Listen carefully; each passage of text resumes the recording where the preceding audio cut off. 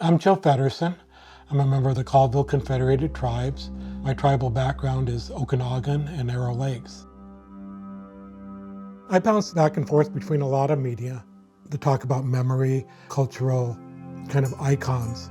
It merges urban with traditional petroglyphs and patterns that are based in the North Central Plateau Region. This is where my people have been for 10 to 20,000 years. On those baskets, you'll see like eagles and snake people, bugs, and all of these animals that are our relatives here. And humor is really important.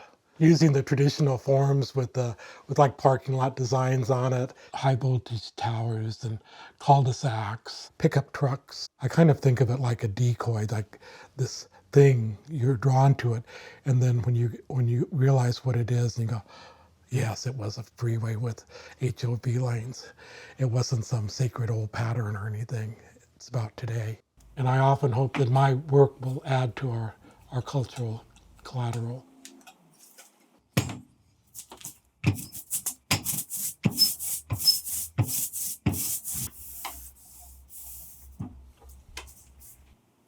The relationship to all of my work, I think it goes back to Vi Hilbert, the Skagit elder. One day she said to me, Joe, you're not an artist, you're a storyteller. And it's the narrative that holds all of the work together.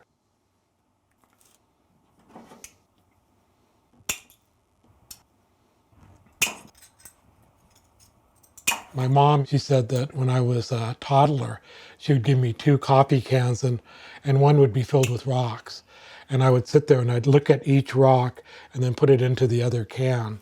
And I think about, that's how I do my work. It's about looking at things, being contemplative. It's an investigation. When I make the charms, they're very rigid, but after they go through the firing, they become more fluid. It has a different presence.